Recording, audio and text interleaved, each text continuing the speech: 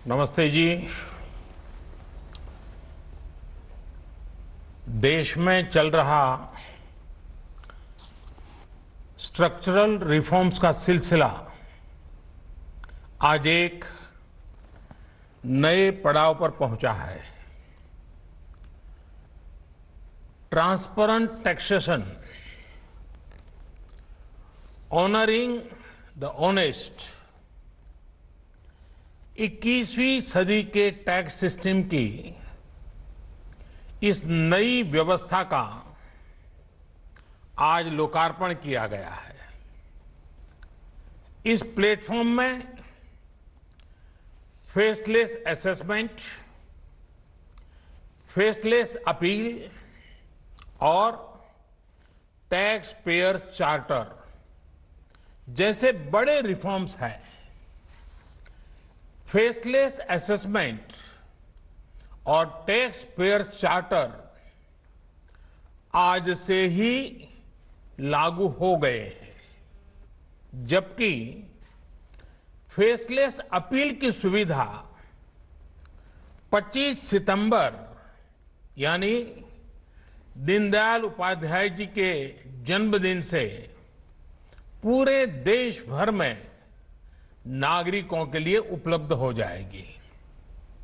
अब tax system भले ही faceless हो रहा है, लेकिन टैक्स पेयर को ये फेयरनेस और फियरलेसनेस का विश्वास देने वाला है। ये सभी टैक्स पेयर्स को इस महत्वपूर्ण तोहफे के लिए मैं बहुत बहुत बधाई देता हूं और इनकम टैक्स विभाग के सभी अधिकारियों को, हर छोटे मोटे कर्मचारी को भी बहुत बहुत शुभकामनाएं देता हूं। साथियों, बीते 6 वर्ष में हमारा फोकस रहा है banking the unbank, securing the unsecured और फंडिंग द अनफंडेड। आज एक तरह से एक नई यात्रा शुरू हो रही है। ऑनरिंग द ऑनेस्ट, ईमानदार का सम्मान। देश का ईमानदार टैक्स पेयर राष्ट्र निर्माण में बहुत बड़ी भूमिका निभाता है। जब देश के ईमानदार टैक्स पेयर का जीवन आसान बनता है, वो आगे बढ़ता है, तो देश का भी विकास होता है, देश भी आगे बढ़ता है।